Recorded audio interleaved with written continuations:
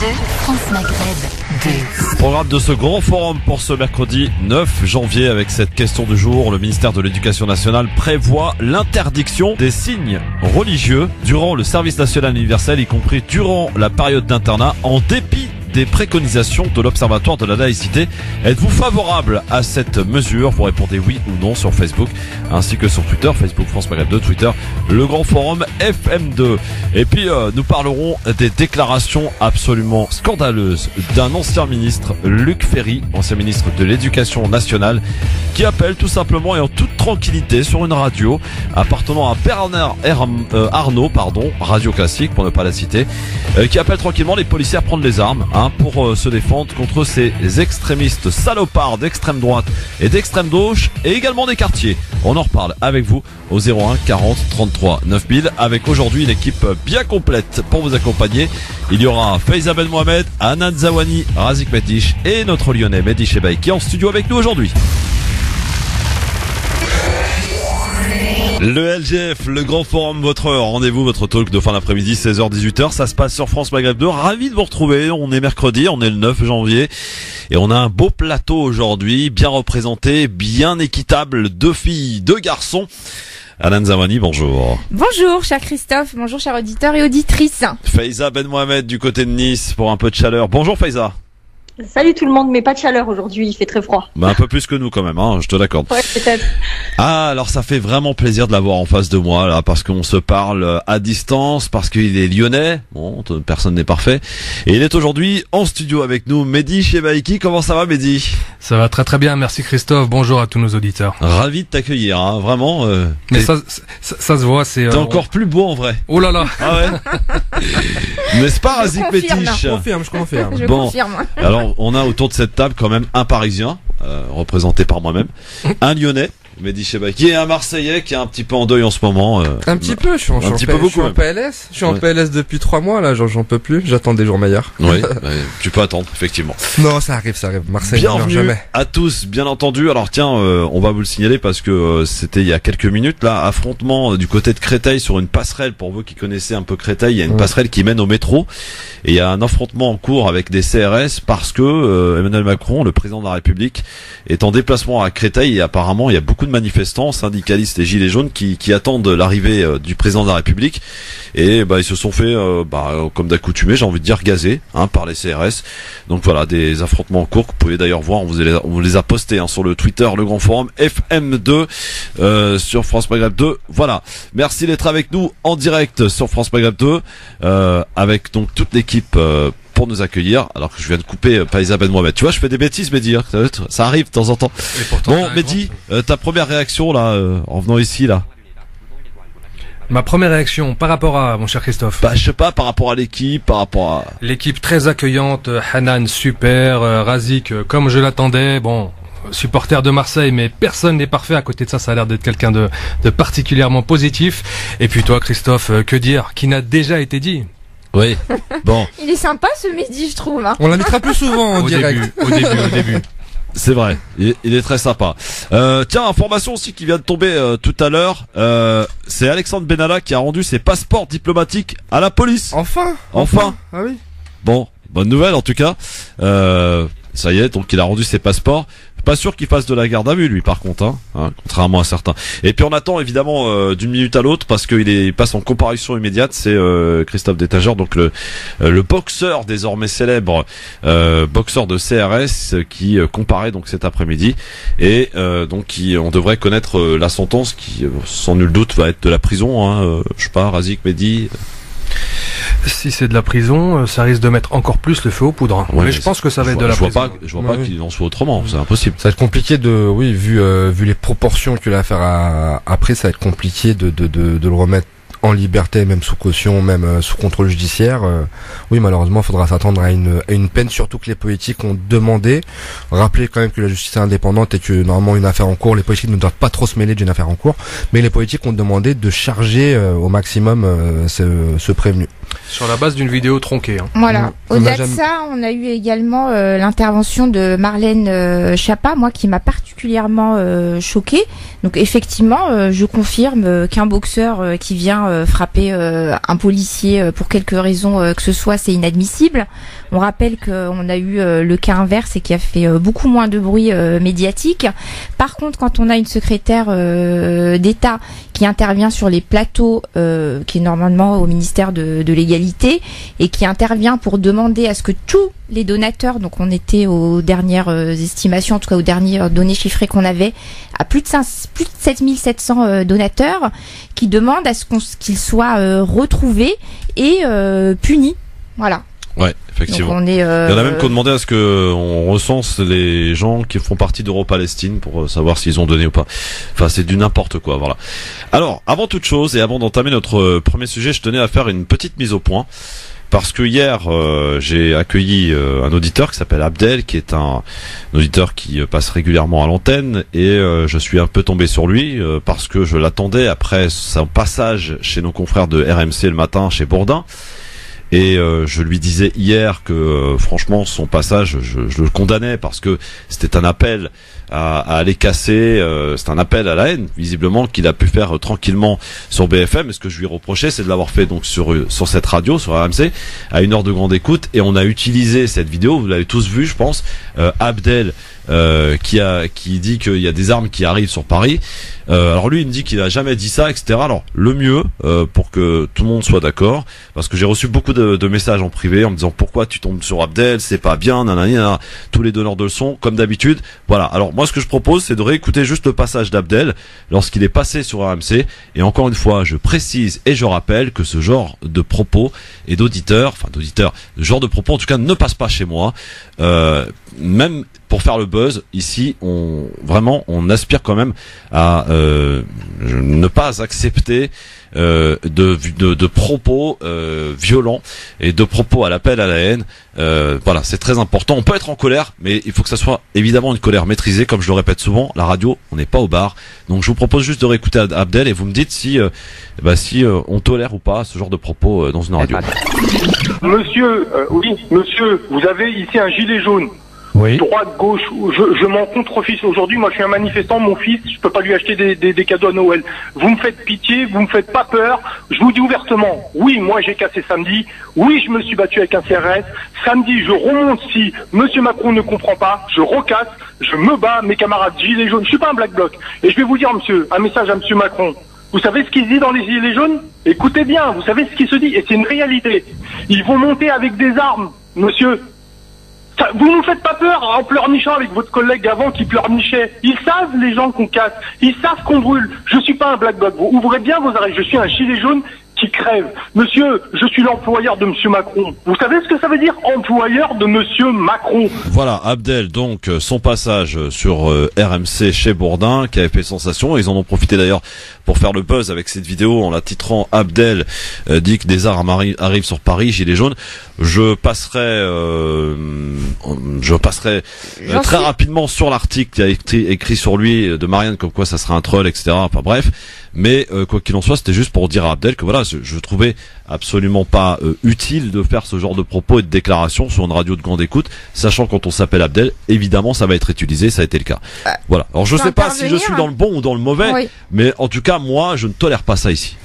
Alors c'est ma première écoute effectivement de cette prise de parole. Moi ce qui me choque par contre c'est que effectivement, et tu viens de le préciser à nouveau, on demande à Abdel, à un Mohamed ou à un Sofiane, c'est ce que tu es en train de dire Christophe, parce qu'il a un nom arabe et que forcément on va nous tomber dessus, d'avoir un discours un peu plus lisse.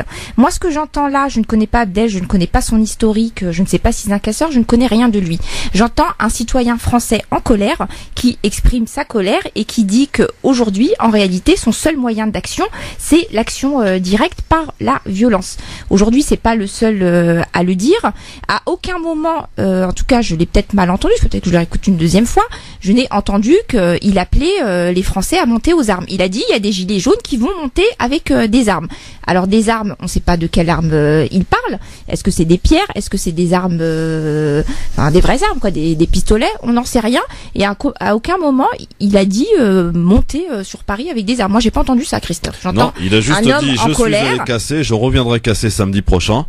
Voilà, et sans que Bourdin fasse son travail de Mais journaliste c'est ça le et de problème. recadrer les C'est choses. ça le problème.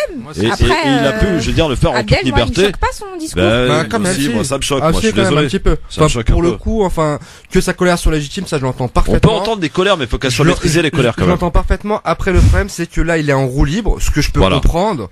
Après peut-être 2 mois de mobilisation, on n'a pas forcément. Non, c'était il y a 3 semaines maintenant. C'était il y a 3 semaines, Voilà. d'accord. Enfin, en tout cas, quoi qu'il arrive, la mobilisation était quand même assez avancée. Donc, avec la fatigue, avec la pression médiatique, avec la pression du terrain, je peux comprendre qu'on dérape, mais le journaliste normalement est là pour recadrer, recentrer les choses.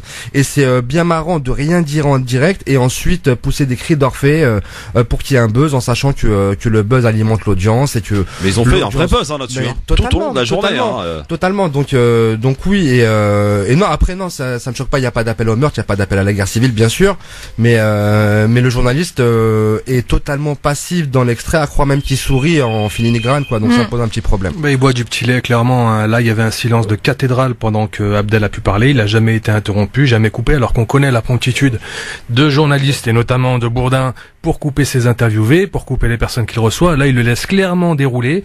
Et il y a clairement une idéologie derrière tout ça, hein, et une volonté.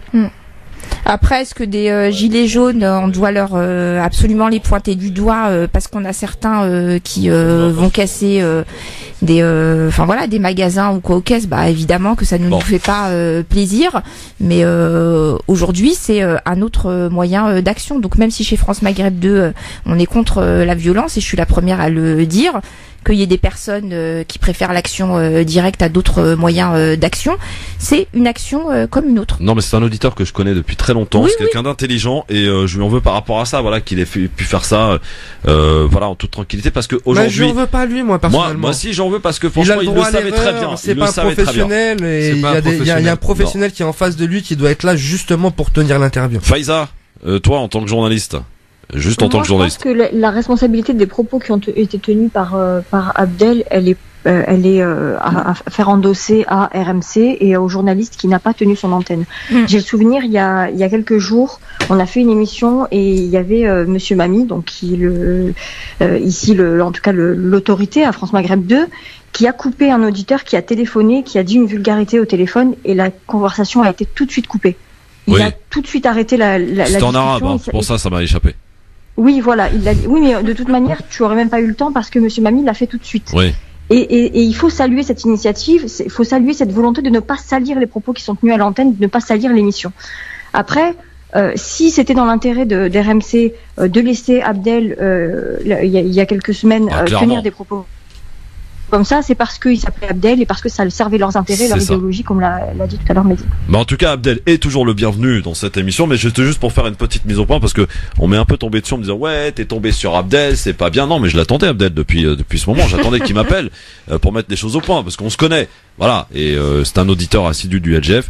Abdel, t'es le bienvenu, mais comme je t'ai dit hier, la colère, oui, mais une colère maîtrisée. Allez, on passe au sujet du jour. Tiens, pour introduire le sujet, vous connaissez Anna Cabana, une journaliste sur BFM TV, mais aussi sur I24 News, et on va écouter le ministre de l'Éducation nationale, Jean-Michel Blanquer.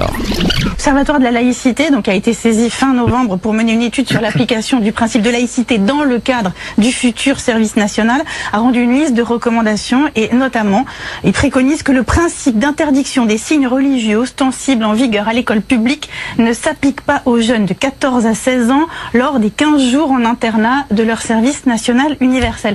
Est-ce que vous croyez que c'est judicieux de commencer à introduire cette souplesse-là, enfin cet accommodement-là, alors que le but précisément de ce service national, ce que j'ai compris, c'était quand même de créer une unité nationale? Bon, écoutez, l'Observatoire de la laïcité ne m'a pas consulté avant de faire cette recommandation. C'est évidemment une recommandation que je ne suivrai pas. C'est toujours intéressant de voir ce qu'ils me disent, mais en l'occurrence, ils se trompent. Voilà, en clair, je m'en tape complètement. C'est signé Blanquer. Alors peut-être pour réintroduire et expliquer de quoi il s'agit, parce que ça n'a pas été beaucoup médiatisé. Faïza, rappelle-nous de quoi il s'agit. Donc c'est le fameux service qui va être mis en place là, où tous les jeunes devront passer par ce stage qui va durer 1 mois, avec 15 jours, si j'ai bien compris, d'internat. Et mais pourquoi on parle de signes religieux là en fait? Alors en fait, on parle de signes religieux parce que ce service national universel, qui va durer 1 mois, comme tu viens de le dire, aura 15 jours en internat.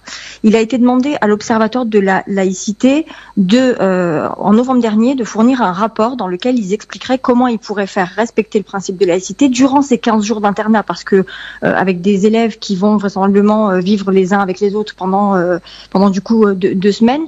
Comment faire avec ceux qui ont le port du voile, le port de la kippa, comment faire avec la nourriture halal, comment faire avec les horaires de prière, parce que certes ils seront en internat, mais on peut pas demander à des élèves de se soumettre à un principe de neutralité 24 heures sur 24, et la loi de 2004 qui interdit les signes ostentatoires à l'école ne s'applique en principe en matière de droit que au sein des établissements scolaires. Ce que dit l'Observatoire de la laïcité, c'est qu'il préconise qu'on autorise le port des signes religieux, j'allais dire du voile, mais des signes religieux durant cette période de service national universel. Il dit ça, mais il préconise, mais il se base surtout sur le droit. Il dit surtout que le droit l'autorise. Et ce que Jean-Michel Blanquer nous dit là, quand il dit « je ne vais pas me baser sur les préconisations de l'Observatoire de la laïcité », ça veut tout simplement dire que le ministère de l'Éducation nationale n'est pas décidé à respecter le droit qui permet aux élèves de porter un signe ostentatoire religieux en dehors de leur établissement. Est-ce qu'on peut avoir juste une indication concernant l'âge de ces enfants, élèves, qui vont faire ce stage? Ils ont quel âge en moyenne? Alors, a priori, ça va rester sur le créneau comme pour maintenant ce qui existe déjà, c'est la journée d'appel, c'est aux alentours de 16 ans, ils pourront être appelés entre 14 et 16 ans. Et ce sera valable pour l'ensemble des enfants français, peu importe, il y aura pas d'exonération ou de possible... Hors période scolaire, Faiza, hors période scolaire. On ne sait pas encore, en fait, pour l'instant, tout est encore en discussion. Et là, l'État est en train de travailler à poser son projet. Donc, il y a rien qui a été véritablement arrêté. On ne sait pas vraiment pour l'instant quand est-ce que ça va être posé. Alors Mehdi, tiens, petite réaction sur cette affaire de Blanquer qui ne veut pas suivre donc les recommandations de l'Observatoire de la laïcité concernant le port des signes religieux. Blanquer est déjà face à une contestation importante, enfin un gouvernement qui fait face à une contestation importante, et il va essayer de s'accrocher à tout ce qui flotte pour ne pas couler, et taper sur la communauté musulmane parce que c'est toujours de cela dont il est question. Ça lui permet de rester à flot. Moi j'aimerais rebondir aussi sur l'unité nationale. Ce terme a été employé par la journaliste qui dit est-ce que grosso modo le port de signes religieux ne va pas aller contre la tentative d'inculquer aux jeunes enfants ce que c'est que l'unité nationale. Oui. On voit déjà que la question est orientée. Si on met unité nationale... C'est un akabana en même temps, hein, faut pas s'étonner. Faut pas s'étonner, simplement je suis pas sûr qu'elle joue pas contre son camp en même temps. Donc déjà il y a ça de la part de la journaliste, mais il y a également aussi ce qui avait été posté par Aleb Bencher, cette nouvelle autorité musulmane française, qui avait dit lui-même qu'il était absolument contre le port de signes religieux lors du SNU. D'ailleurs, il s'est pris quelques mots d'oiseau sur les réseaux sociaux. C'était sa première action, donc voilà. C'est édifiant. Oui, c'est ça. Alors, Anan, là-dessus, sur Blanquer, en fait, qui ne veut pas suivre les recommandations de l'Observatoire de la laïcité. Je rappelle qu'on parle quand même de gamins entre 14 et 16 ans. Est-ce qu'à 14-16 ans, on porte des signes distinctifs religieux? Qu'est-ce qu'on appelle un signe distinctif aussi? Qu'est-ce qu'on appelle un signe distinctif? Qu'est-ce qu'on appelle, voilà. Est-ce qu'il y a beaucoup de filles à 14 Je porte une chaîne à un pendentif, c'est un signe distinctif? Ouais. Ma réaction première quand j'ai eu la nouvelle, donc c'est Christophe et toi, Faiza, qui nous l'avez annoncé. J'ai été extrêmement choquée, encore une fois extrêmement chamboulée, mais réellement. Donc pourquoi chambouler? Parce qu'on n'en est pas à cette première attaque concernant le port du voile. Moi, quand on parle de signes religieux, on va arrêter de se mentir. On ne parle ni de croix, ni d'étoiles, ni de quoi que ce soit. On parle de foulard, on parle de voile. Donc encore une fois, on est attaqué. Donc là, effectivement, comme tu le précises, ça concerne des jeunes qui ont entre 14 et 16 ans. Donc est-ce que en France, au niveau des citoyens français de 14-16 ans, on a énormément de femmes... jeunes filles. Je suis en train de faire autre chose en même temps. On a énormément de femmes ou jeunes filles, à 14-15 ans, on est déjà une femme, voilées, non. Non, je pense pas qu'il y en ait énormément. Par contre, ce qui est certain, c'est que le service national, en fait, on l'impose, on va l'imposer à nos jeunes, c'est pas un choix, et que en plus, on souhaite leur imposer le retrait de leur foulard. En tout cas, moi, ces jeunes filles et ces jeunes femmes qui vont passer leur service national, qui, en dehors du cadre de l'école, je pense qu'elles sont absolument pas nombreuses, portent le foulard. Moi, clairement, je l'ai annoncé sur mes réseaux sociaux hier, je les appelle à boycotter ce service national et à se rapprocher auprès du comité des droits de l'homme. Si par malheur, et là je parle vraiment de malheur, Blanquer et d'autres personnes du gouvernement décident d'étendre la loi d'interdiction du voile aussi au service national, à boycotter, à porter plainte, tout simplement. Donc j'espère que cette loi ne passera pas. J'espère aussi que si ça passe, on aura une réelle mobilisation de tous les citoyens, qu'ils soient musulmans ou non musulmans, car là encore une fois, on est en train de venir d'attaquer des droits élémentaires, le droit de se couvrir tout simplement. Voilà. C'est quoi un signe distinctif, Razik? C'est une bonne question. Moi, je vais prendre un exemple personnel. Depuis que j'ai, je sais pas, une quinzaine d'années, mes parents m'ont offert une chaîne, avec sur laquelle il y a une petite main de Fatma. Moi j'ai ça. C'est plus l'ordre, en plus c'est plus l'ordre du culturel que du religieux. Enfin, ça se posait des questions. Alors tout d'abord, ce qu'il faut bien voir, c'est que Blanquer n'est pas représentatif de la conception de la laïcité française. C'est-à-dire, Blanquer fait partie d'une tendance qui a dévoyé, qui a déformé le concept de laïcité pour en faire un principe offensif. Pour le coup, je ne le qualifie pas lui de laïque, mais de laïciste, dans le sens où il a poussé à son extrême le principe de laïcité. Pour rappel, lorsqu'on parle de services publics, ce sont les services publics qui doivent être neutres et qui doivent être laïques. Ce ne sont pas les usagers. Ça, c'est la définition française de la laïcité. Parfois, c'est bien aussi de revenir au paradigme, aux dogmes tels qu'ils ont été posés. Si on reprend la loi de 1905, la loi de 1905, Blanquer est à des années-lumière de son application, de son interprétation. Pour le coup, il porte une interprétation, et c'est bien aussi qu'ils le disent en disant oui, je ne vais pas me référer à l'avis à l'avis du Conseil. En fait, il est en train de rabattre d'un revers de main presque 20 années de jurisprudence du droit français. C'est la première chose. La deuxième chose, concernant le service universel. Le service universel, il a été pensé, que ce soit au 19e siècle ou au 20e siècle, et là, dans son retour, là, aujourd'hui, comme un creuset permettant de créer du lien social.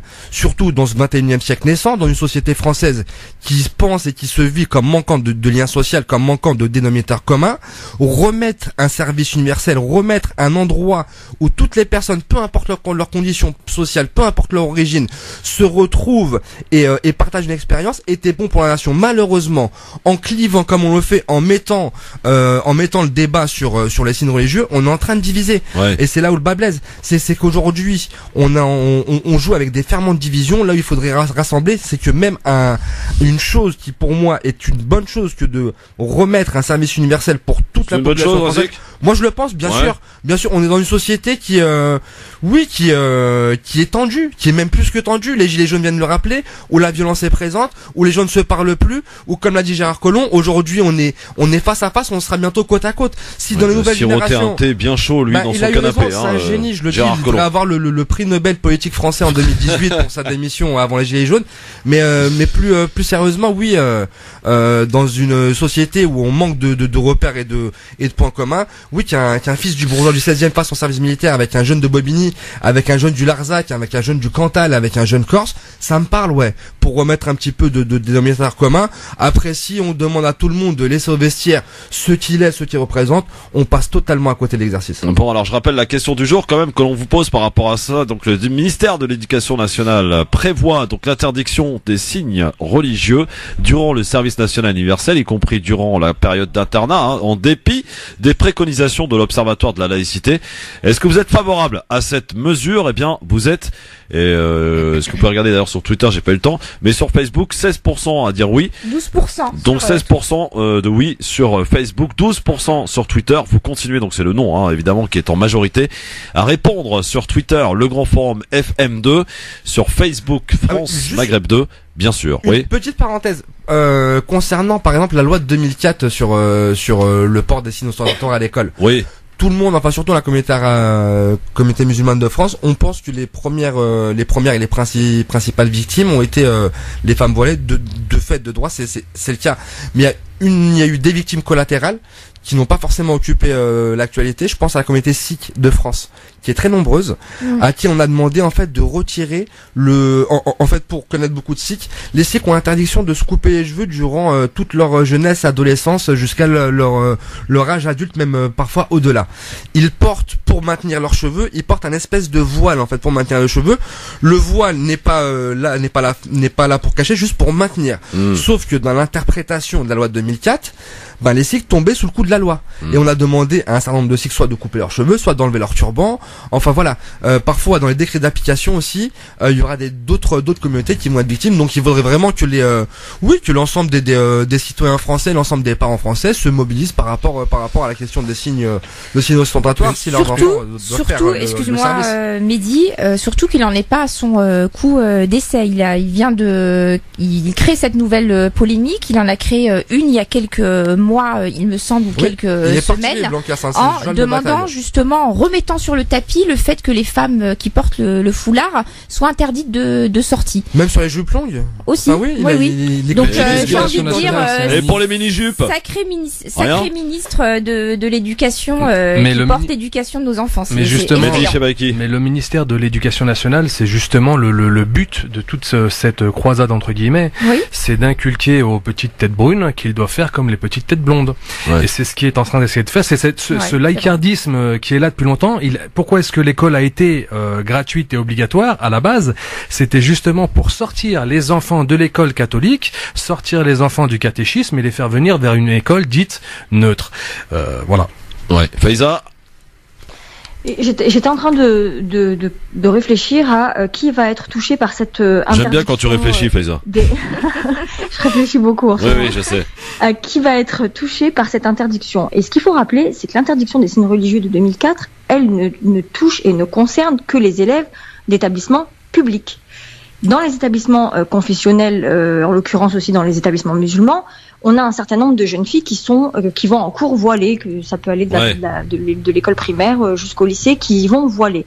Ces jeunes filles qui ont fait le choix d'un établissement confessionnel pour ne pas avoir à se soumettre à une obligation de neutralité, vont être elles aussi confrontées à ce zèle et ce dévoiement de la laïcité par le ministère de l'Éducation nationale. Et à ce moment-là, je pense qu'elles auront les pieds et les poings liés. Je sais pas comment ils vont faire, ces gens-là qui ont fait ce choix. Boycotter. Alors, non, mais non, Hanan, ça ne fonctionne pas, le boycott. Alors, on en reparle, attendez, on en reparle dans un instant, j'ai la pub. On va pas laisser faire encore une fois. Anan, la révolution incarnée. À tout de suite sur France Maghreb 2, le grand forum. Toute l'équipe est là, vos appels. Il y en a d'ailleurs. 01 40 33 9000, à tout de suite. Merci d'être avec nous en direct sur votre radio, le LGF, le grand forum avec Mehdi Chebaiki, notre Lyonnais qui est avec nous aujourd'hui en studio. Il est bien sage, je trouve plus sage que d'habitude d'ailleurs. Allez l'OL. Ah, mais c'est pas voilà, ça. On était là en ami, non, on peut pas. Non, tu peux pas faire ça. Ils ont fait quoi déjà hier contre Strasbourg? Si, non, mais il faut dire aux auditeurs qu'en fait c'est Jean-Michel Aulas qui finance la radio, qui finance Christophe Pro. Je m'en fous jamais d'avis. Je me barre direct, Razik, on se barre. JLM, non, merci, pas JLM. Non, après, petite parenthèse à part, en termes de club formateur, chapeau. Pour sortir Nabil Fekir, Oussama Aouar, Atem Ben Arfa, Karim Benzema, j'en passe des meilleurs. Allez, on va faire moitié-moitié pour Ben Arfa parce qu'il est parisien à la base. Ouais, je suis pas parisien. Je vais le laisser à Christophe. Ah oui, c'est vrai. Bon, allez, calmez-vous les gars. Mehdi Chebaiki, j'ai oublié de dire. Comment? Il a explosé à Nice, Atem Ben Arfa. C'est vrai, t'as raison. Calmez-vous maintenant. Ouais, c'est vrai. Bon, il a pas explosé à Paris par contre, hein, mais il ressurgit à Rennes. Ah, bien sûr, il revit. Il renaît de ses cendres à Rennes. En fait, Paris c'était trop grand pour lui. Ouais, t'as convaincu personne, un grand blanc, d'accord, oui, d'accord. Un grand blanc là. Voilà. Bon, Anan Zawadi aussi est avec nous, Faiza Ben Mohamed et Razik Metiche, comme vous pouvez l'entendre bien sûr. Alors, on parle depuis tout à l'heure donc de ce service universel.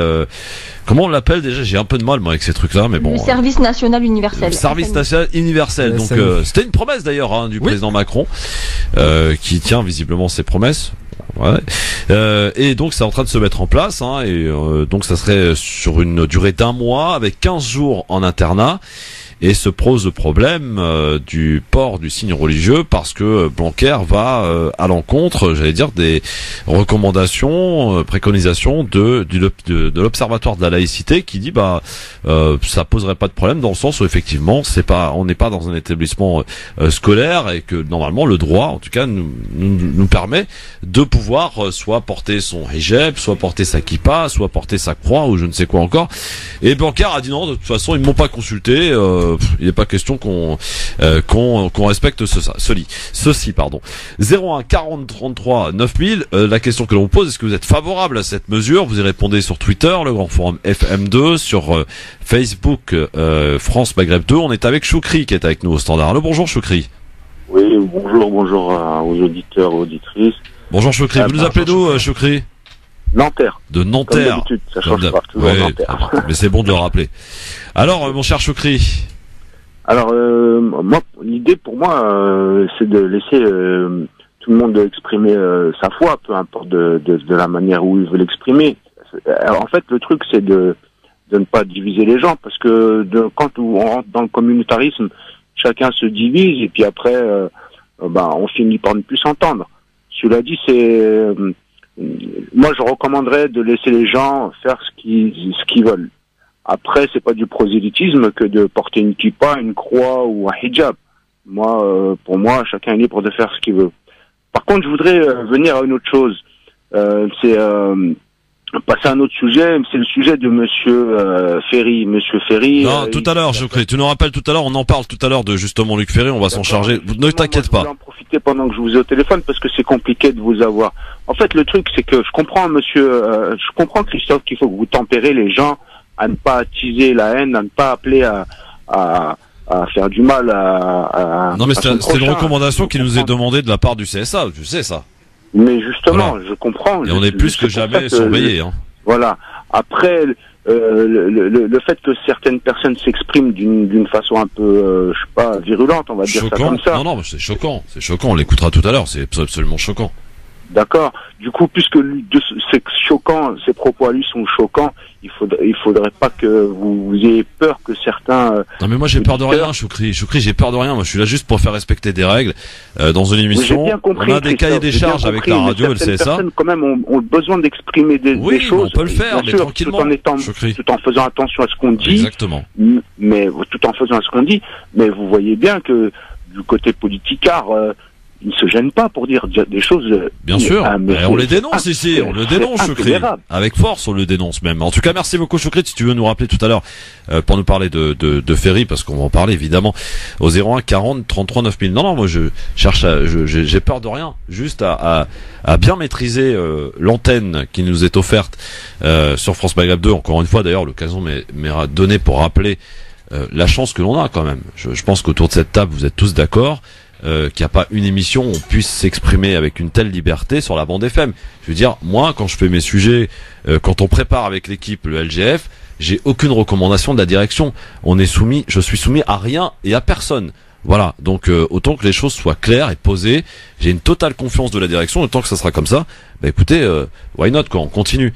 Et dès lors qu'effectivement il y aura, je sais pas, ça peut arriver, des recommandations, attention, faut pas aller sur ce terrain-là, ça me posera un problème, parce que moi ma liberté ne s'achète pas. Mais tant qu'on respecte les règles, c'est-à-dire qu'on n'a pas de diffamation, pas d'appel à la haine, pas de propos racistes, antisémites et tout ce que vous voulez, à partir de ce moment-là, on peut tout dire, évidemment. Donc, mais il faut avoir des colères, mais des colères maîtrisées. Voilà. Bon, alors juste avant de reprendre un auditeur, il y avait un petit désaccord entre Hanan et Faiza. Oui. Juste de le remettre sur la table, parce que toi, tu appelles à boycotter. Faiza te dit non, boycotte pas. Moi, je pars du principe que effectivement, on doit boycotter. On a eu cette première loi qui est passée en 2004. J'étais pas forcément dans le militantisme, c'est pas quelque chose qui m'a particulièrement ni atteinte ni interpellée. Aujourd'hui, on est en 2018. Moi, j'ai essayé de 19, oui, c'est vrai. J'ai essayé de me renseigner, savoir quel a été l'impact sur ces jeunes filles justement qui portaient le foulard. On en a déjà parlé ici à l'antenne.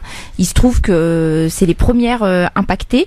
D'un côté, la raison évoquée, ce serait de les sortir d'un modèle familial qui ne conviendrait pas.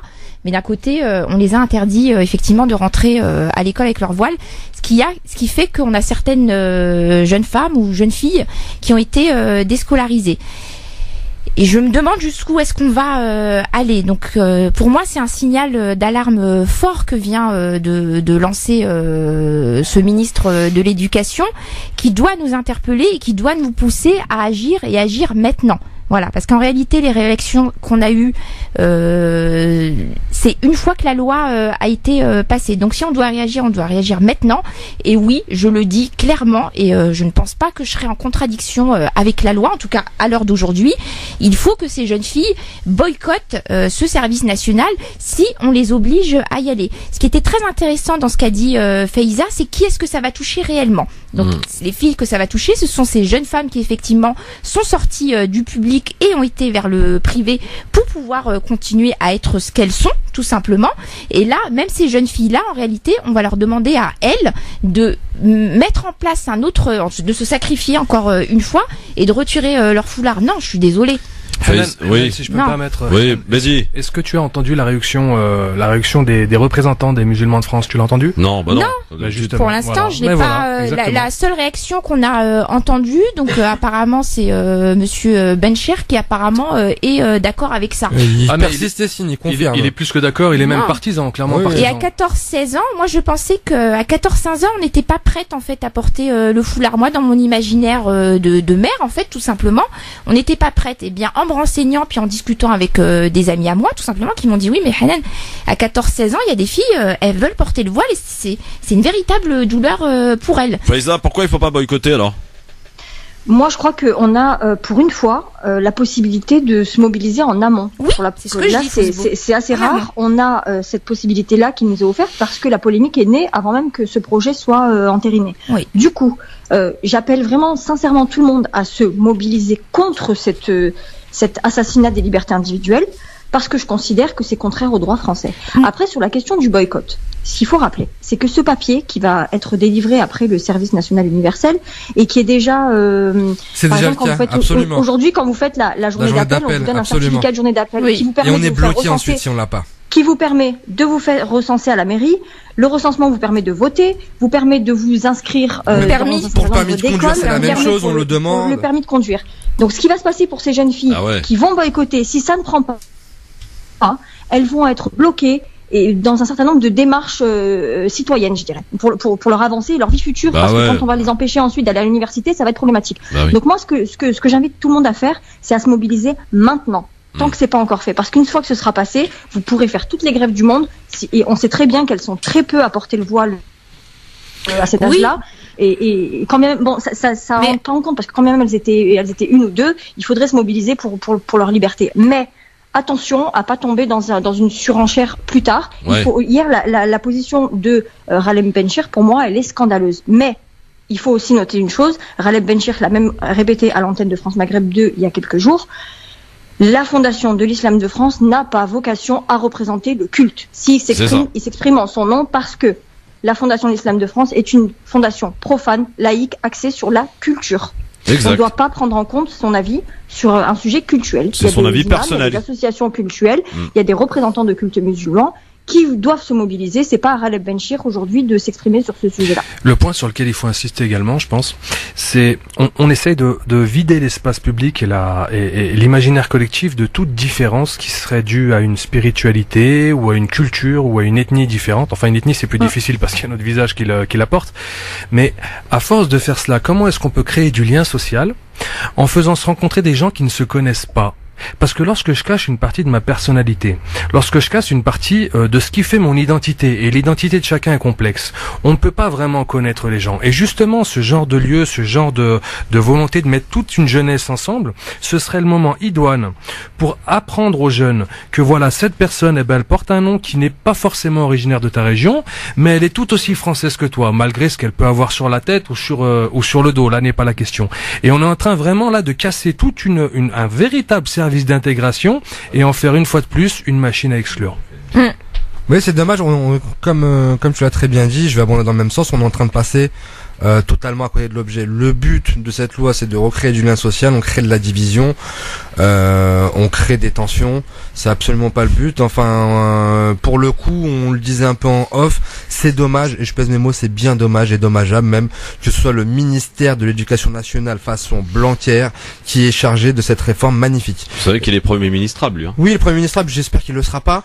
Déjà au moins ça se dit, et j'espère aussi que le ministère des Armées, le ministère des Armées se penchera et donnera son avis sur la question, sachant qu'ils savent beaucoup mieux traiter ce genre de problématiques. C'est une madame d'ailleurs, madame la ministre. Oui, Florence Parly. Absolument. Ouais. Ouais. Absolument. Mais en réalité, oui, Anan. en réalité, ce qui va se passer, moi j'ai essayé de voir sur Google, est-ce qu'on a eu des réactions, donc on a quelques articles. Ce qui va se passer, c'est que ça va passer encore une fois à l'as. Personne ne va se mobiliser. Je rappelle encore une fois, donc j'arrête pas de le répéter aux auditeurs, et tant pis, qu'on a interdit le port du voile à l'Assemblée nationale, ce qui est gravissime, et personne n'a réagi. Personne, que ce soit mes compatriotes, mes corolégionnaires, on peut dire ça, voilà. Personne n'a réagi. Donc, est-ce que vous croyez sincèrement que pour ces jeunes filles là de 14-15 ans qui sont peut-être 200 ou 300, 400 ou 500, j'en sais rien, scolarisées sur toute la France, on va bouger, il y a personne qui va bouger. Au bout d'un moment, il faut que, alors là c'est plus une question intracommunautaire, mais il faut vraiment que les Français de confession musulmane se posent vraiment la question, est-ce qu'ils se sentent chez eux ici? Parce que on peut être repoussé par l'autre, on peut être repoussé par nos concitoyens qui ne sont pas originaires du Maghreb ou d'Afrique, mais se sentir pleinement appartenant à ce pays, et on peut s'auto-exclure. Et le fait de ne pas bouger, le fait d'avoir une attitude passive face aux attaques récurrentes que nous subissons depuis 20 ans, c'est un peu un aveu d'étrangéité, si je peux dire. Ah oui, c'est joli. C'est un aveu de je m'en foutisme, voilà, Mehdi. Soyons clairs. Je poste une publication sur les gilets jaunes, sur un boxeur ou quoi ou qu'est-ce. J'ai des likes et des vues, et là je poste quelque chose d'important où je mets boycott, j'ai 6 likes. Donc ça veut bien dire ce que ça veut dire. Les femmes voilées n'intéressent personne. De manière désorganisée, Hanan. Quand tu lances un truc comme ça, il faut que ce soit. J'ai pas appelé au boycott de manière désorganisée. J'ai expliqué que à terme, c'est cette réaction qu'il faudra qu'elle mette, cette action qu'il faudra qu'elle mette en place. Faiza te dit, mais déjà, dans un premier temps, j'entends très bien ce que dit Faiza et j'abonde dans son sens. C'est ce que j'avais précisé dans ma première intervention. Quand déjà il n'y a pas de réaction épidermique sur ce sujet, ça veut tout dire. Aujourd'hui, il n'y a pas de réaction épidermique. Je te remercie, Christophe. On prend la parole dessus. Quand on t'a annoncé l'information, la première chose que tu as dit, mais on en a entendu parler nulle part. Ouais. Et on a dit, Faiza a dit, c'est gravissime. Et personne ne s'en rend compte. Moi, c'est Ralab Bencher qui m'a informé. Bizarrement. Ah oui, non, mais clairement, ça n'a fait strictement aucun bruit cette histoire. Après, peut-être que sur les réseaux, Faiza, il y a eu des réactions. Alors, je sais pas. Je vous spoil parce que vous savez tous que je fais partie de la plateforme Les Musulmans qui est née en septembre dernier. Oui. Et qui vise à réorganiser le culte musulman. On a été hyper sollicité parce que c'est aussi moi qui gère la page Twitter. Oui. On a été hyper sollicité par les internautes. Ce qu'il faut aussi comprendre, c'est qu'on peut pas réagir à la minute parce qu'on est nombreux là-dedans et qu'il faut qu'on puisse se concerter pour savoir ce qu'on va dire ou ne pas dire. Oui. On diffusera ce soir, au plus tôt, demain matin au plus tard, un communiqué réaffirmant notre position et notre opposition à ce système qui vise à exclure la visibilité musulmane de ce service. Faiza, une question, parce que moi la question m'intéresse. Une fois ce communiqué fait, très bien, j'en suis ravie, puis je sais que les communiqués des musulmans sont très bien faits et très bien écrits, qu'ils ont du sens et de la valeur. Mais est-ce que ça va être entendu derrière ça? Il y a quoi? Il y a un communiqué? Est-ce qu'il y a une pétition? Qu'est-ce qu'il y a? Est-ce qu'on va envoyer une lettre à ce ministre? Est-ce que on peut peut-être se décider à enfin porter plainte contre lui? Parce que par ce discours, lui, il est dans la stigmatisation de ces jeunes filles. Qu'est-ce qu'on fait? Moi, je crois qu'il faut aller procéder par étapes. Là, on va diffuser un premier communiqué. Il va falloir aussi qu'on interpelle chacun parce qu'on a des élus représentants de la nation qui sont des députés. On oublie souvent. Ces députés-là, c'est eux qui vont voter si oui ou non il y a une modification de la loi à faire. Donc c'est eux en premier lieu qu'on doit interpeller. Et après, évidemment, c'est la presse d'envergure qui va faire le job en réalité. On sait très bien que les politiques se basent sur l'écho médiatique. Pas d'écho médiatique, pas de réaction. C'est comme ça.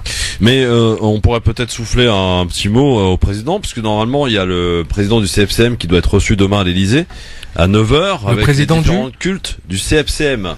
Ah désolé, ça, qu'est-ce que je sais que ça te parle pas, mais on n'en entend pas parler, donc. Oui.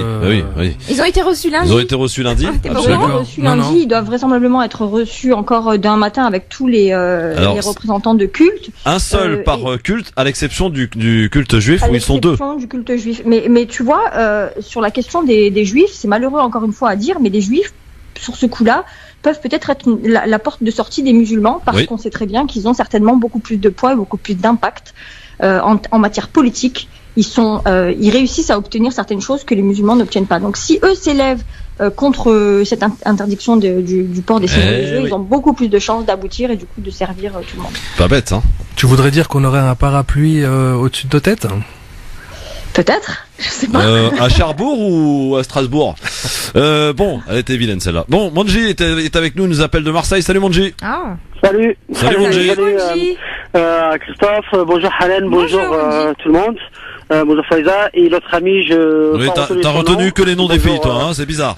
Il y a Mehdi et il y a Razik. Mehdi et Razik. Enchanté. Allez, bonjour tout le monde. Déjà, moi, j'abonde déjà dans le sens de Halen. Je suis pour le boycott pour faire bouger les choses.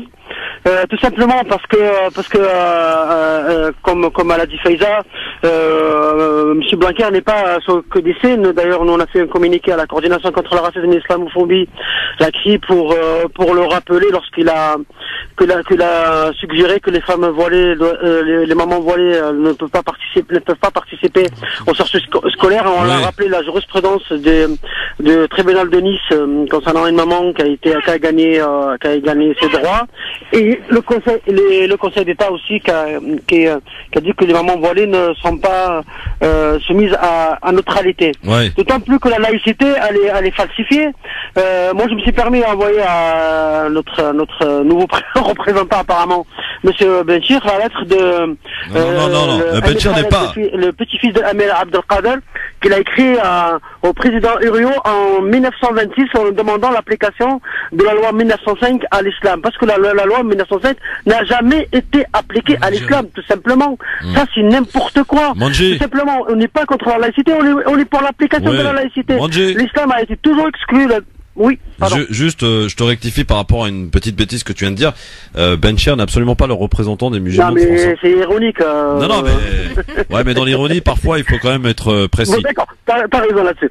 Je voulais dire, c'est juste parce que... Non, mais c'est son avis, attendez, qu'on soit d'accord, attendez.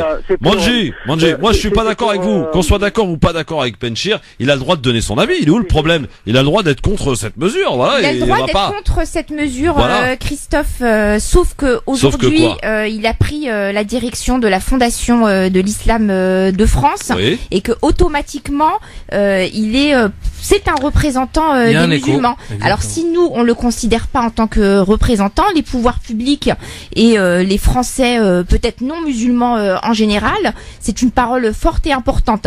Alors quand on a en plus un musulman qui est président d'une fondation gouvernementale qui porte cette parole, en réalité ça donne du grain à moudre à ce ministre de l'Éducation et à tous ceux qui vont suivre son discours. Très bien. Qui vont appuyer son discours, pardon. Oui, Manji, rapidement tu finis s'il te plaît. Alors, je finis rapidement. Tout simplement, je disais, je suis d'accord avec Hanan sur le boycott. Et d'ailleurs, j'ai posté cette lettre-là de Amir Khaled, le petit-fils d'Amir Abdelkader, qu'il a écrit au président Uriot en 1926. En fait, en regardant les 10 points qu'il évoquait, moi, je vais reprendre la même lettre. Je suis en train de la finaliser. Ce soir, ce sera certainement posté. Avec une petite modification, et je demande à tout le monde de l'envoyer au président de la République, parce que nous sommes toujours dans la même position. Il faut vraiment faire les choses fortes, et j'ai un petit coup de gueule à envoyer. Le problème, c'est pas l'organisation, c'est que chaque organisation veut que tout le monde travaille, elle est pour l'unité, mais derrière moi. À un moment donné, ouais, ça c'est pas bête ça. À un moment donné, il faudrait quand même chacun de son coin, mais penser quand même collectif. Ouais. Par ce bilan, je pense que on doit mobiliser toutes les personnes qui sont visibles. Moi, je dis clairement, ça fait 15 jours qu'on a lancé une cagnotte pour le procès qu'on a pour la plainte qu'on a déposé contre Zayn Belrazoui. On est à 800 € de dons pour la plainte. Personne ne partage cette cagnotte-là. C'est pas parce qu'on s'en fout du cri. C'est pas la cri qui compte. C'est le combat qu'on mène qui compte. Nous, on s'en fout. Merci Manji, on salue d'ailleurs Abdelaziz Chambi qu'on connaît ici. Et puisqu'on en a parlé de cagnotte, lui, il a fait les frais aussi d'un boycott de Litchi. Nos amis de Litchi. Voilà, c'est ça. En tout cas, merci beaucoup Manji. Et tiens, on va en parler de cagnotte parce qu'apparemment il y a un certain Drouet qui remet le couvert. Vous savez qu'il était visiblement, je dis pas de bêtises, hein, Faiza. C'est lui déjà qui était à l'initiative de la première cagnotte pour soutenir le boxeur de CRS. Et cette cagnotte qui, je le rappelle, a été arrêtée en toute illégalité, faut le rappeler quand même, hier par Litchi. Une autre cagnotte en parallèle a été lancée par Renaud Muselier, le président LR du sud de la France, qui lui appelle à soutenir les policiers blessés, 150 000 balles récoltées. Et là, il y a une autre cagnotte, visiblement, alors elle vise à récolter de l'argent pour tous les blessés, tous les gilets jaunes, et ils sont nombreux. Depuis le 17 novembre. Allez, dans un instant, c'est un peu bizarre quand même de demander une cagnotte pour des blessés alors qu'on a la sécurité sociale. Ça veut dire quoi en fait? Attends, on posera la question dans un instant. Et on va parler de Luc Ferry. T'as un avis tranché en fait, Mehdi? Oui, j'ai un avis tranché. Ouais. Ah bah très bien, on se le fait dans un instant. Il va être filmé celui-là. Tu t'as pas peur de montrer ta tête? Non, jamais. Bon, d'accord, à tout de suite. Il assume pleinement, c'est bien. J'aime bien les mecs comme ça. LGF, le grand forum, on est là, messieurs, dames, ravi de vous retrouver avec Mehdi Chebaiki qui va s'apprêter à faire son bel avis tranché. Et d'ailleurs, le seul avis tranché qu'il a fait jusqu'à présent était plutôt bien, d'ailleurs, très très bien. Et ça s'appelait d'ailleurs comment d'ailleurs, je me rappelle plus du titre, mais il était vraiment bien. Ouais, c'était une histoire de volaille. De volaille, voilà. C'était alors pour tout vous dire, cher auditeur, chère auditrice, s'appelle le Poussin.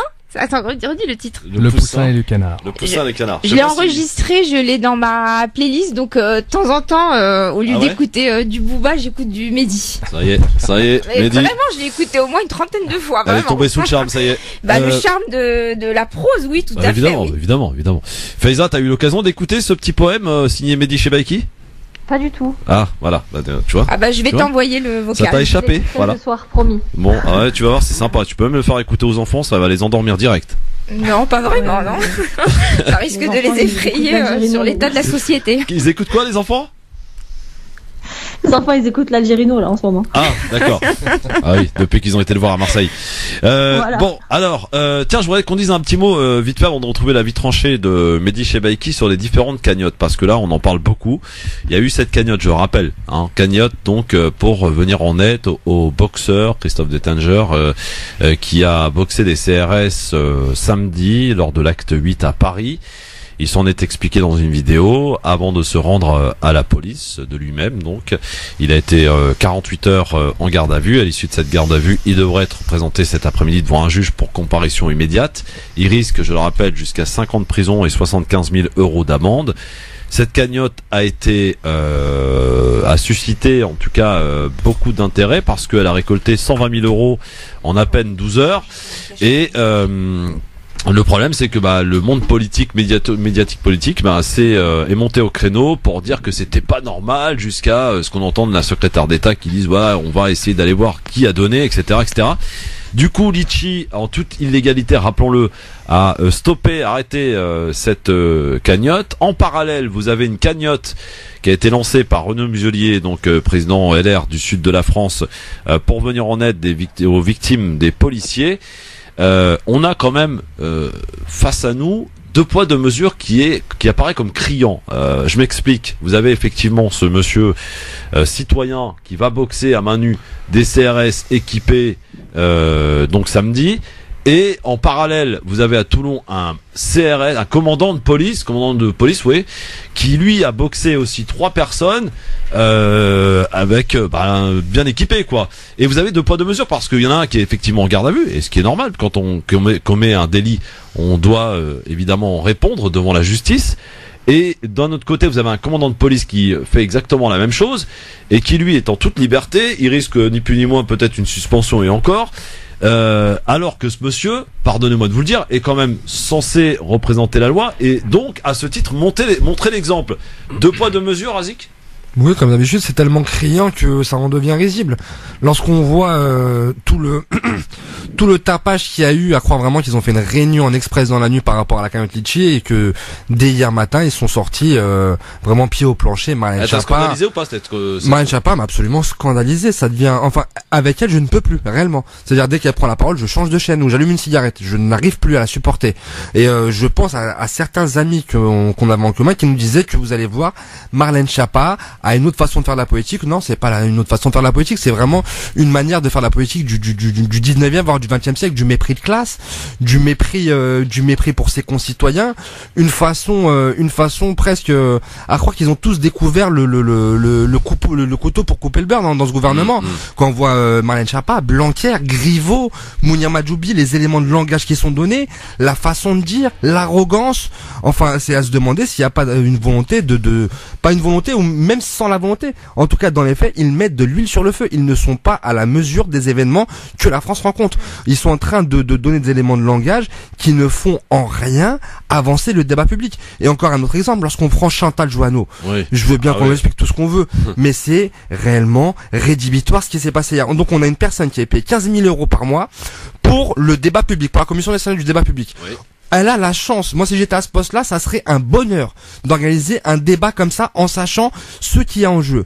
Donc ça veut dire on a une personne qui entend dire fuir ses responsabilités, ne rend même pas la démission de l'instance qu'elle représente, et veut en plus garder son salaire et dit pour le salaire voyez avec le gouvernement. Mais on est où là? On est où concrètement? Ça veut dire on a une personne qui touche à peu près plus que la moitié des gilets jaunes par mois. 14 200 € elle touche brut. plus par mois que certains gilets jaunes font dans l'année. Et que cette personne, lorsqu'on fait appel à ses services, appose une fin de non-recevoir en disant il y a une polémique, c'est vraiment, enfin réellement, on a un gouvernement et des institutions qui ne sont pas à la hauteur des événements. Mais dis, est-ce que il y a finalement, quand on regarde, alors peut-être qu'on peut se tromper, mais on est dans l'analyse assez froide et objective, on essaie en tout cas ni plus ni moins, est-ce qu'il y a, en tout cas ça apparaît comme une volonté de mettre un pays en état de confrontation entre 2 France qui s'affronteront finalement?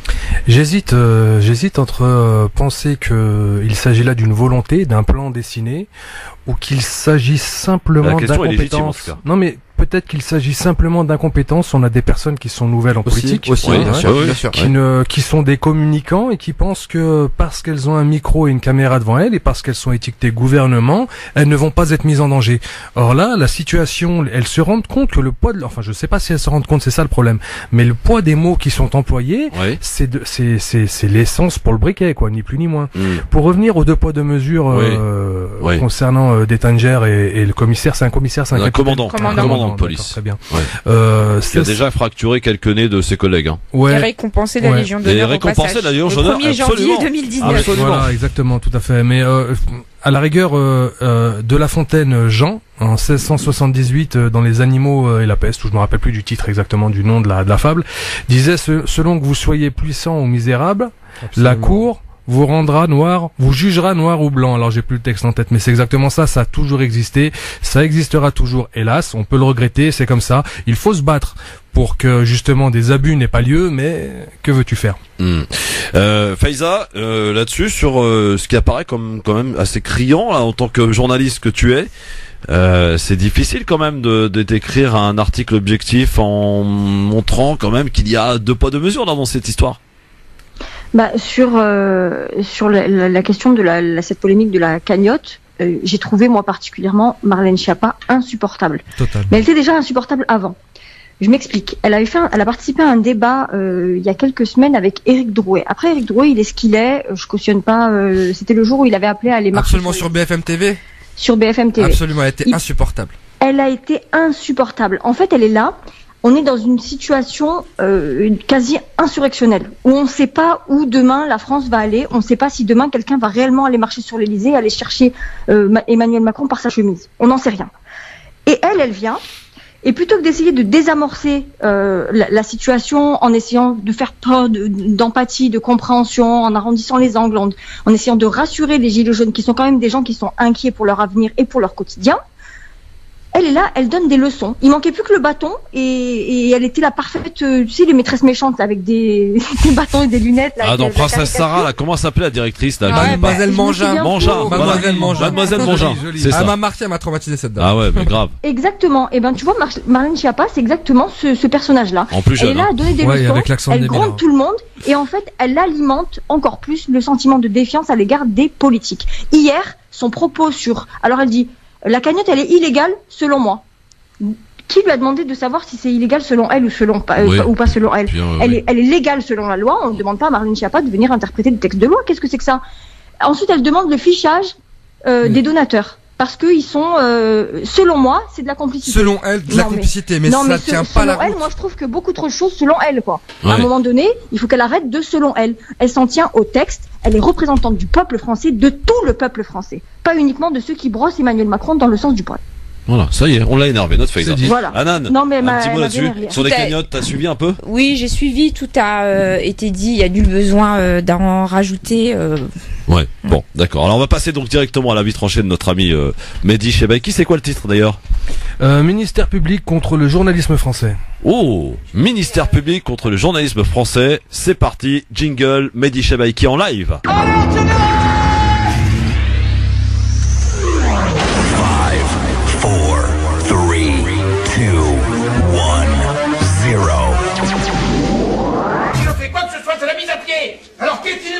Et dans un instant, on va parler d'un ancien ministre. Mais avant cela donc, ministère public contre journaliste français, signé Mehdi Chebaiki pour son avis tranché. Mesdames et messieurs du jury, je vous prierai d'ouvrir grand vos oreilles. Car dans cette affaire, il en va de votre intégrité cognitive. Le journalisme français, traduit aujourd'hui devant vous, ne doit pas vous influencer de par son histoire, de par ses faits d'armes ou de par son pouvoir. Nous devons le traiter comme n'importe quel accusé, ne pas tomber sous le charme de ce beau parleur qui a troqué la recherche d'informations contre l'escroquerie à l'émotion. Car c'est bien d'escroquerie qu'il s'agit, d'une vaste supercherie matinée de cravate pour la respectabilité et de fard à paupières pour attirer le chaland, le tout entrecoupé de réclames algorithmées pour occuper la place de cerveau disponible des clients d'information que nous sommes devenus.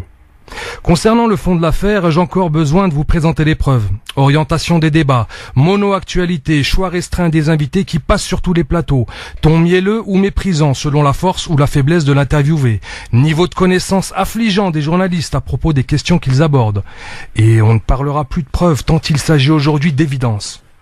Non, le plus important, ce ne sont pas les symptômes pathologiques que nous venons de citer, qui ne sont au final que des réactions cutanées, les pustules peu ragoûtantes de causes bien plus graves. Et ces causes, mesdames, messieurs, ces causes sont la connivence et le conflit d'intérêts. Elles sont au journalisme ce que l'eau croupie est au choléra, un environnement malsain mais propice à la transmission des virus. La concentration à l'extrême des détenteurs des médias de ce pays par des propriétaires actionnaires, dont le nombre se réduit d'ailleurs comme peau de chagrin, transforme le journalisme français en oligopole et la République en médiacratie. En effet, pour qu'une démocratie fonctionne, encore faut-il que vous, chers citoyens, soyez bien informés afin de pouvoir effectuer des choix politiques issus de votre raisonnement et tirés de votre libre arbitre. Le tout à partir d'informations, si ce n'est objectives, tout du moins sourcées et vérifiables. Mais voilà, lorsque Lagardère, Dassault, Bouygues, Bolloré et quelques autres détiennent l'ensemble, je dis bien l'ensemble des médias nationaux, mainstream bien entendu, lorsque leur poids économique, en tant qu'annonceur, a pouvoir de vie ou de mort sur les rédactions de France et de Navarre, que faut-il en penser, mon cher jury ? Pour illustrer, je citerai l'économiste Edouard Herman et le linguiste Noam Chomsky, qui expliquent dans leur livre La fabrication du consentement.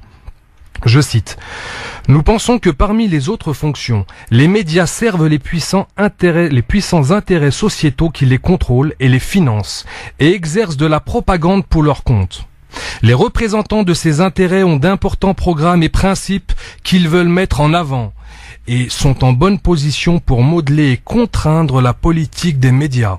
Cela ne se fait pas normalement par une intervention grossière, mais par la sélection d'un personnel bien pensant, ainsi que par l'intériorisation de la part des responsables des rédactions et des journalistes en service de priorités et de définitions de ce qu'il convient de rapporter qui sont conformes à la politique de l'institution. Alors maintenant, je vous invite à vous poser une question. Pourquoi ces groupes rompus au business, prompts à investir dans ce qui rapporte et à vendre sans délai ce qui coûte, s'évertuent-ils à investir à fond perdu dans un secteur structurellement déficitaire et qui bien souvent ne tient debout que grâce aux subsides de l'État? C'est là qu'est l'escroquerie, mesdames, messieurs. Ils nous vendent la liberté d'expression, mais ils font régner l'omerta dans les rédactions pour imposer leurs sujets et en écarter d'autres, afin de formater nos points de vue. Médiacratie. Ils promeuvent l'économie libérale qui passe par la libre concurrence, en théorie, et remettent en cause les monopoles d'État, mais se conduisent en cartel, oligarchie. Ils font en sorte d'éliminer du débat public les discours alternatifs, les avis contraires, et s'ils autorisent la critique, c'est sur la forme, jamais sur le fond. Hypocrisie. Ils entretiennent le feu de la haine entre les gens pour mieux les dévier des vrais problèmes, afin de ne pas observer la réalité hideuse de notre pouvoir actuel. On passera des jours, des mois, des années à discourir du halal à la cantine du groupe scolaire élémentaire Jules Ferry de Brive-la-Gaillarde, du port du voile ou non pour le SNU, du droit de faire une prière sur son temps de pause, islamophobie. Mesdames, messieurs du jury, il ne tient qu'à vous de remédier à cette situation en statuant durement.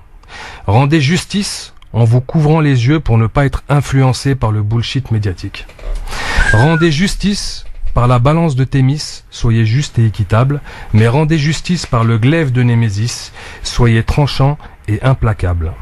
Il l'a été, implacable et tranchant, l'ami Chebaiki. Bravo, Faiza. Parfait. Parfait, hein. On est d'accord. Ouais, moi je dis parfait, j'enlève pas un mot. Ah oui, nickel. Razik. Excellent. Ah, excellent. Franchement, ça fait. J'avais pas l'image, j'avais le son, mais excellent. Ah oui, non, t'avais pas l'image, comment ça se fait? J'avais pas l'image, je reprendrai ça sur le Facebook de l'émission. Ah oui, d'accord. Ça m'inquiète, tes lunettes marchent mal ou quoi? Non. Hein? C'est parce que tout simplement j'étais en train de filmer Mehdi et que voilà. Donc t'avais l'image de Hanan, ce qui est. C'est ça, mais j'avais le son de Mehdi. Voilà, c'est très agréable. Bon, merci beaucoup Mehdi, bravo, belle réussite. En tout cas, vous pouvez aller liker s'il vous plaît pour encourager l'ami Mehdi Chebaiki sur Facebook, Christophe Le Grand Forum. Voilà. Bon, alors on enchaîne parce qu'on a beaucoup de choses à voir ensemble. Voici ce qui s'est passé sur la radio de Bernard Arnault. Vous connaissez la radio de Bernard Arnault? Enfin, vous connaissez Bernard Arnault d'ailleurs. Oui, mais laquelle? Le mari de Salma Hayek. Vous savez que j'ai appris ça d'ailleurs, que le gendre de Bernard Arnault c'est Xavier Niel, le patron de Free. Ah oui, tout ça c'est la grande famille. La famille. Bernard Arnault à Radio Classique. Oui. Et au micro de Guillaume Durand le matin, il recevait l'ancien ministre de l'Éducation nationale, Luc Ferry. Et voici ce qu'a dit Luc Ferry. Écoutez plutôt.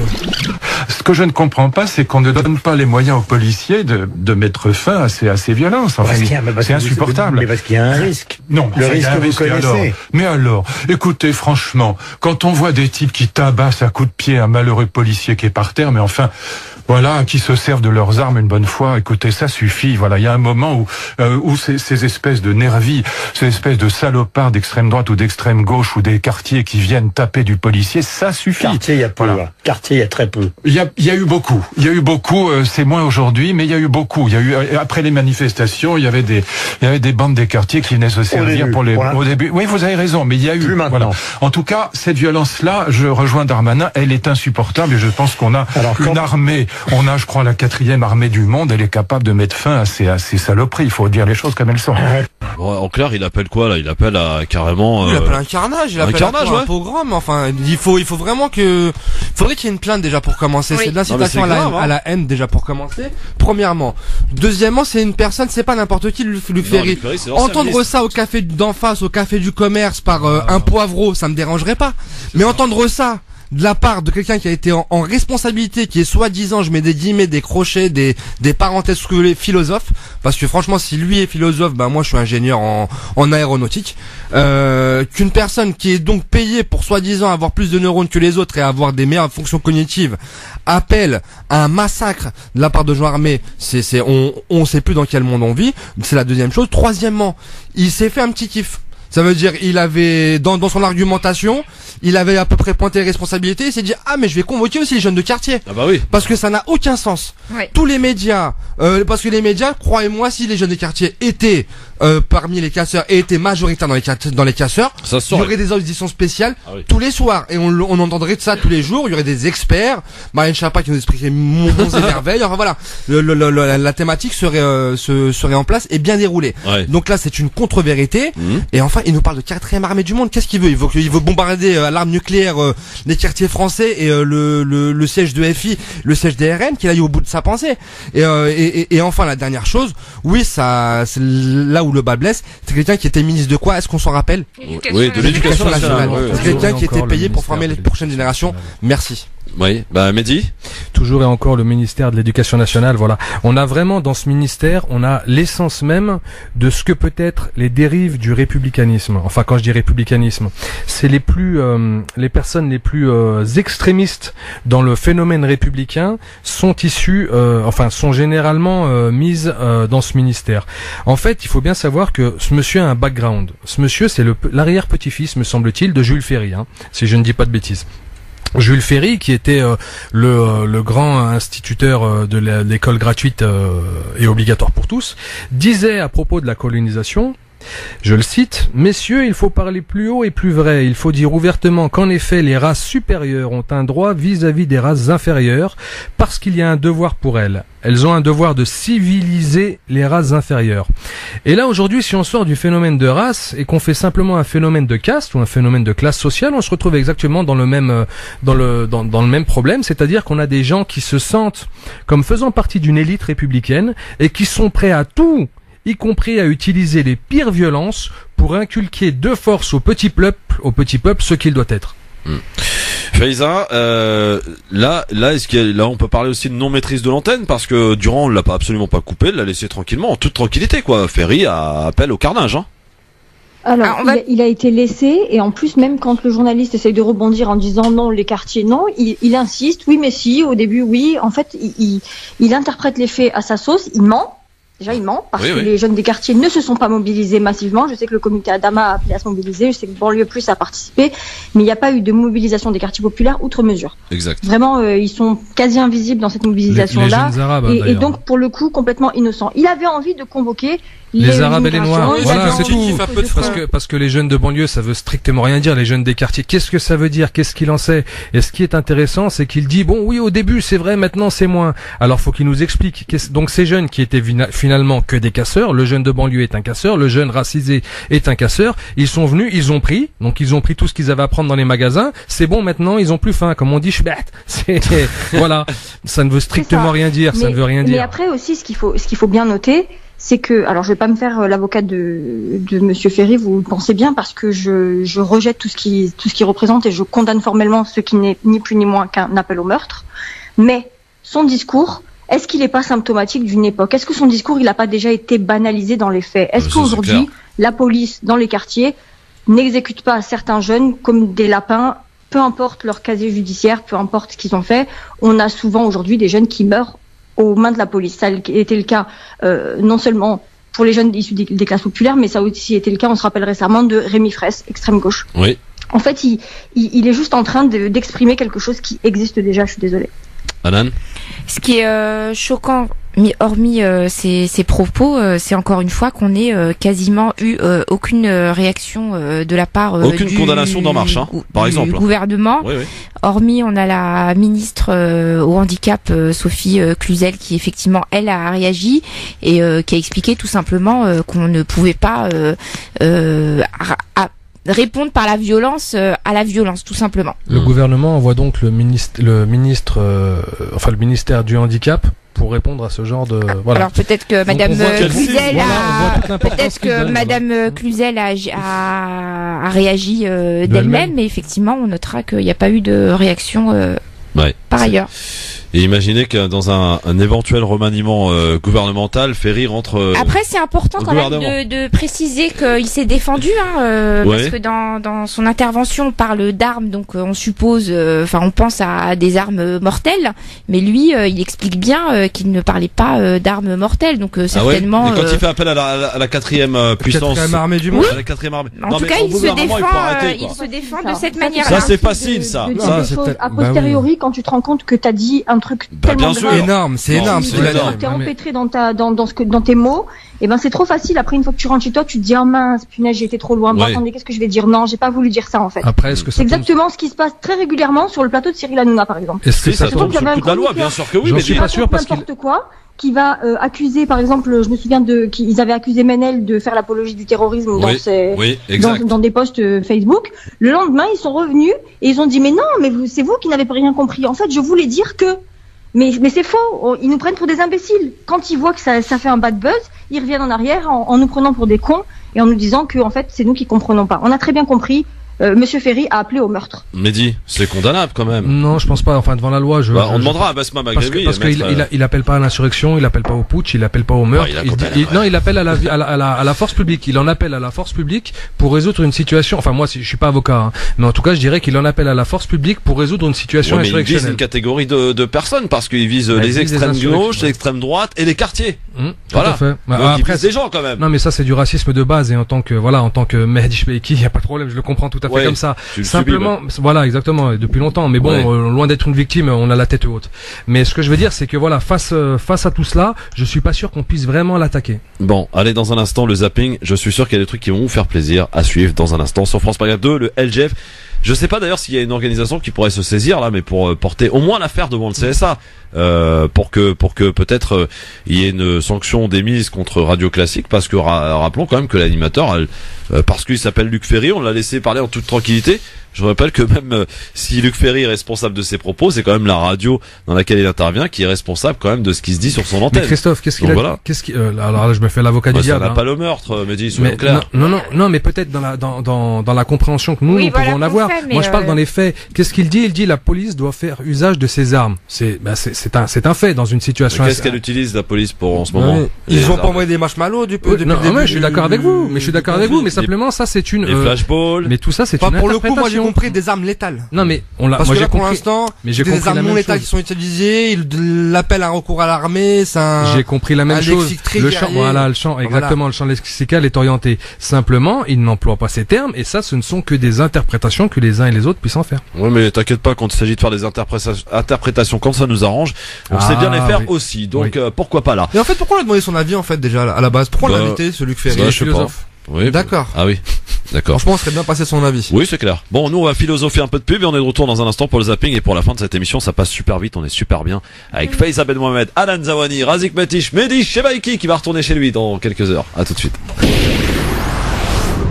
France Maghreb 2, France Maghreb 2. Le LGF, le grand forum, merci d'être avec nous avec Mehdi Chbeiki, avec Anan Zawani, Faiza Ben Mohamed et Razik Metish sur France Maghreb 2. Soyez les bienvenus en direct pour cette émission en direct sur votre radio. Ça s'appelle le grand forum, bien sûr. Tous les jours entre 16h et 18h. On a quelques soucis de liaison avec Faiza, je sais pas si elle est avec nous. Faiza? Oui, moi j'ai plus de son. Faiza? Bon, apparemment on a un problème avec Faiza.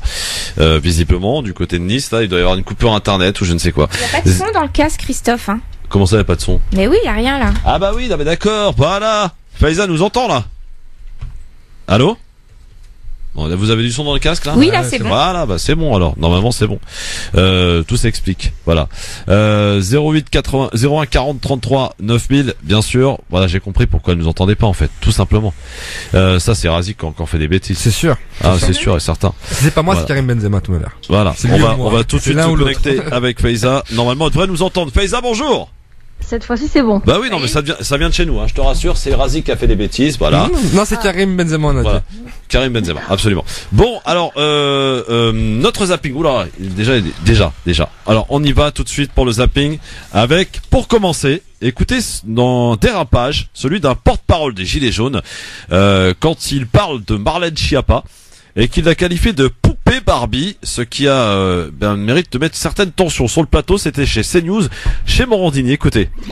Et là, le signal politique... Certains disent que c'est une cagnotte de la honte. Mais oui, mais alors, je vais vous en donner une autre. La cagnotte qui a été faite pour un présumé violeur qui s'appelait Tarek Ramadan. Est-ce que ça a fait le même scandale, Jean-Marc?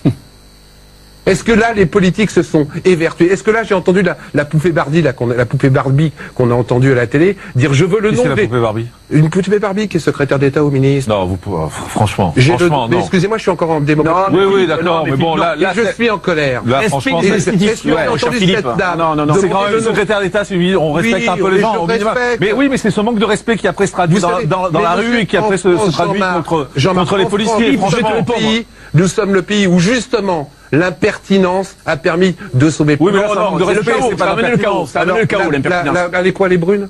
Non. La brune. Philippe, on résume pas quelqu'un avec une couleur de cheveux. Vous êtes pas le mec au chapeau, vous avez un nom. C'est ce qu'on me dit. Mais vous avez un nom, excusez-moi. Bon, poupée Barbie ou pas, Chiappa, alors, messieurs, dames? C'est un compliment, presque. Ah bon? Non, Anna était scandalisée. Là, pour le coup, non, c'était une boutade. On a un retour de la violence en politique. Violence verbale, violence physique. Et, c'est qu'un début. Parce que les propos de Marlène Schiappa sont extrêmement violents. Les propos sont des propos de réponse, mais la violence vient de tous les côtés. Il y a une violence gouvernementale, il y a une violence aussi maintenant des citoyens. Il y a une violence verbale, il faut faire attention, la boîte de Pandore est ouverte. Et on entend les grandes gueules réagir sur la poupée Barbie, ce qui est bien sûr inadmissible, mais on n'entend strictement rien sur le présumé violeur.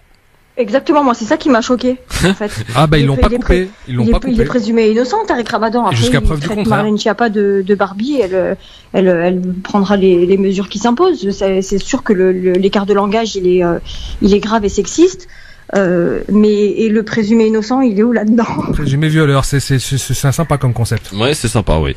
Bon, on n'aura pas le temps d'écouter autre chose parce que malheureusement, ça arrive à son terme. J'invite tous les auditrices et auditeurs à aller sur le site www.francemaghreb2.fr, notamment pour y lire un article à la une aujourd'hui sur des croix gammées qui ont été retrouvées encore sur un chantier d'une mosquée. Ça se passe où d'ailleurs? Je sais plus. Faiza? Ça se passe en Indre-et-Loire. Voilà, allez lire www.francemaghreb2.fr. Merci à tous, merci mon Mehdi. Merci Christophe, merci de ton hospitalité radiophonique. Avec grand plaisir, Razik, à bientôt. Anan, merci beaucoup. Faiza, à très vite. Il est 18h, le journal des RFI. France Maghreb 2. Pour ensoleiller et accompagner vos journées et vos nuits. France Maghreb 2.